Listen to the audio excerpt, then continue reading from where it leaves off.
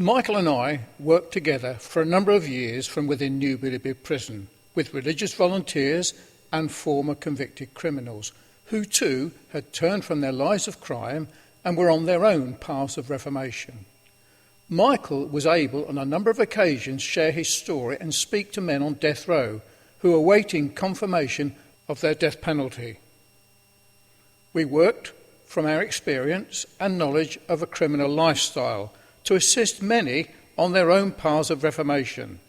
This story is told in our joint book, Trojan Warriors, in which we tell our mission objectives, and contains the written testimonies of 66 converted criminals in New Bilibid prison who too had turned their lives around and were on their own roads of reformation.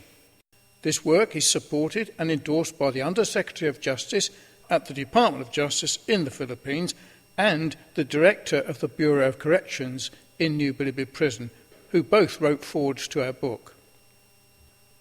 Our first man to be released from New Bilibid prison after serving 14 years for killing a policeman was William C. Pollock. He had one of his legs blown off during a gun running when he killed a policeman. We commissioned him and supported him financially, sending him back to his home city in August 2002 to work in the jails of his own city, in Baguio City and Benguet provincial jails. This was to work with prisoners and assist in their own reformation. William has since built 2 churches and a theological institute in Baguio City. The work is ongoing.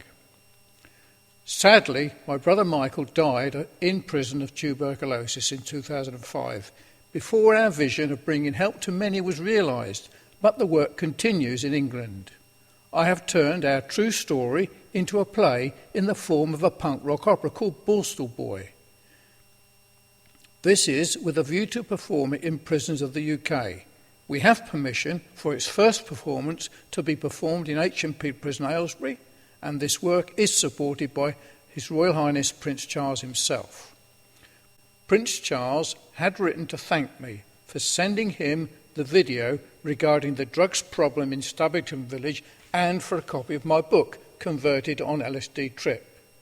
It being a true story of redemption and as told in its special edition, Borstal Boys, specially written for prison inmates and is now circulating in 20 of our UK prisons.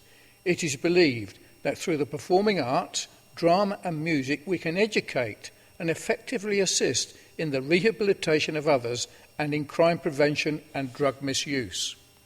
I speak from experience, as a person having experienced my own redemption, as a father, as a teacher, as a minister, as a missionary and an actor. We know the needs of young people and others and how to provide some of them. We have identified and can testify to the benefits that the performing arts, drama and music can do, as provided by the Titchfield Festival Theatre, where I have personally received help and worked with many actors and performing artists. I got a radio call to pick up a Mrs. Arthur N. Shaughnessy. Ta-ta! Announcing Mrs. Arthur N. Shaughnessy! That's the name! Come with me! Oh my God, what are you doing? Get your hands off me!